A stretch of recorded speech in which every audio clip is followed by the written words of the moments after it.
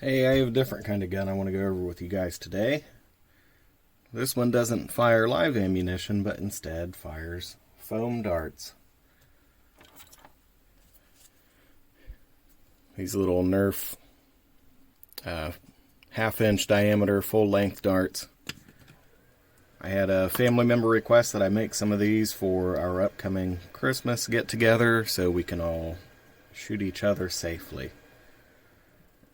And this design came from Thingiverse, and so far the only thing I've changed is the inside diameter of the barrel, and as you probably guessed, I installed heat inserts because I don't like putting screws into plastic.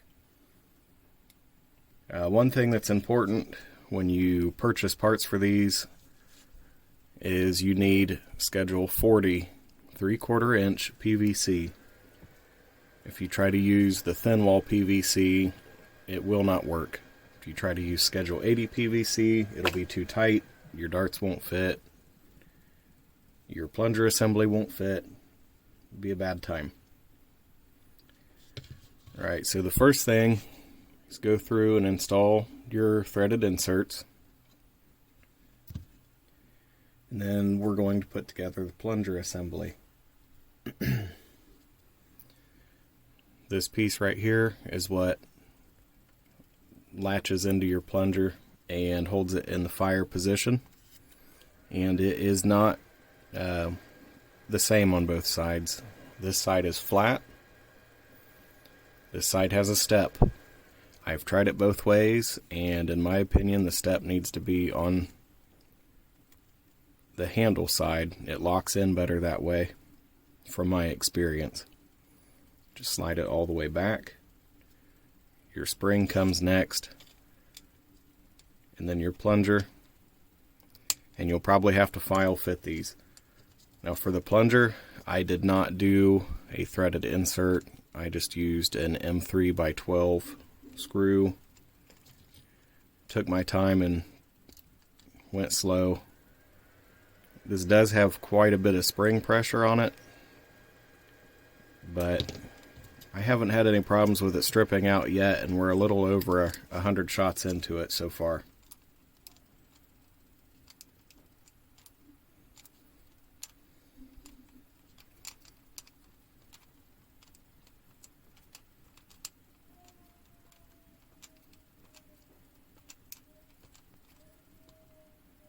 Alright, once that's snugged down, then you would install your 114 O-ring.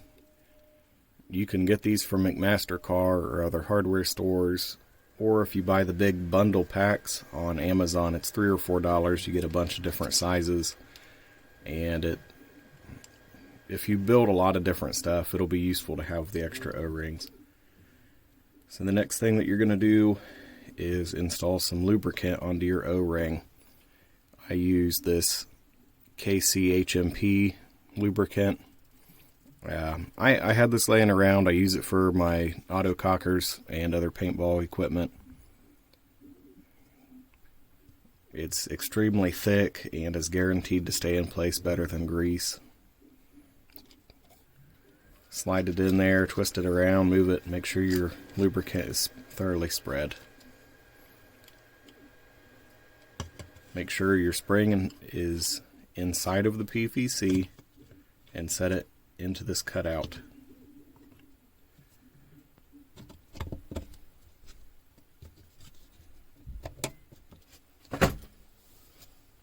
Once it's in there, make sure you don't have the spring pinched, make sure everything is free and clear. You should be able to wiggle the plunger. You should be able to wiggle the retainer. And then you can take some lubricant and put down in there to help things move a little bit easier. You could also use the same lube that you did on your plunger. Next, we'll take this little tiny spring. It's the same spring that's used for the trigger, but it's cut in half. In the case of these springs, it's about 11 coils. It's easier to count them than measure them sometimes.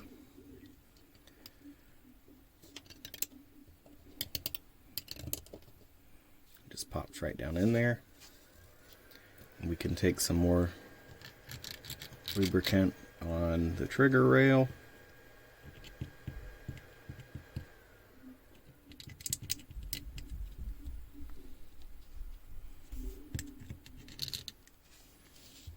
And then the trigger's ready to install.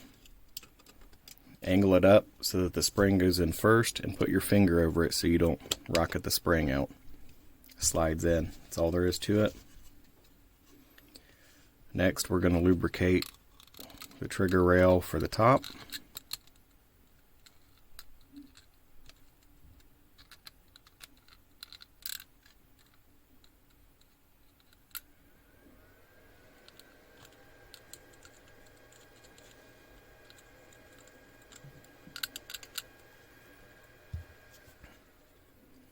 And everything just slides together. Maybe. Gonna make a liar out of me now. There we go. When it comes to these back two screws, you do not want them all the way tight, otherwise you'll have issues with binding. I have tried sanding and filing things to make them fit better, and I don't want to take too much material off to where it's sloppy, but it seems like once you get them snug, if you back them off about half a turn, everything works just fine. And so far I've only got 2 of these finished, and both of them have been the same way. Either my printer setting's off, or it's a design error or something. I'm not sure. It's not really that big of a deal to me. There is a warning. Do not try to shoot this without the barrel. The handle comes into contact, it will shatter this. For the last step, you install the barrel. On this one, I used a 1/2-inch drill bit. Unfortunately, it gets hot and kind of smears on the inside. It does not come out as clean as I'd like. The darts do fit through it pretty tight, but they still do shoot 35 to 50 feet, depending on how you're aiming.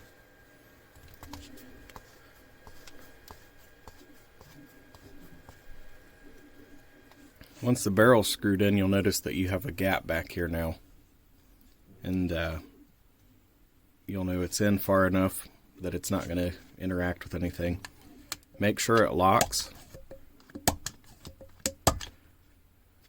And I've noticed with this barrel, you only want to put the darts in about that far. If you leave them sticking out like this, I was able to get 45 feet pretty consistently. Aiming at the chest, they hit around belly button level at 45 feet, which in my opinion is pretty good for a blaster. And all in all, between the springs from McMaster Car and the screws, the inserts, the PVC, everything, I'm making 6 of these foam dart blasters, and the price on them comes out right around $5 a piece. If you were to shop around for Chinese springs or even wind your own springs, you'd be able to make these significantly cheaper. And the cheapest dart guns I could find at the store were about $11 a piece. These are half the price and they shoot further. So in my opinion, it's worth it. The original poster suggested printing these parts in ABS so you'd have better impact resistance. I chose PLA Plus from GST 3D. In my opinion, ABS is too brittle, and when it gets beat around like that, it has a tendency to crack. It has to be printed extremely slow and hot. This material is $8.99 for a kilogram, and it doesn't take a whole lot. It comes out nice. It's held up to well over 100 shots so far. The only issue I've had is there is a little tiny gap here in the back, and it's been that way since I put it together the first time. It's tight down here though, so I'm assuming I have some warping or something's binding up in there. I didn't sand something enough.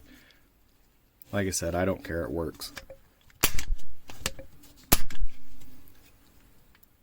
I will be posting on my Thingiverse page some modified barrels. I need to do some testing once I get the other bodies printed and see which size barrel works the best. The other barrel I have on this blaster was reamed out about halfway with a .541, I believe, reamer, and the bottom half was drilled with a 1/2-inch drill. And between the two of them, they still shoot the same distance. The only difference is this one you can shove the dart down in however you want, slam it in and go. This one you have to be a little bit more careful how you put the dart in. Otherwise they shoot about the same. So I'm going to try a couple of them with a 13mm diameter up to a 13.5mm diameter, and we'll see which one comes out the best.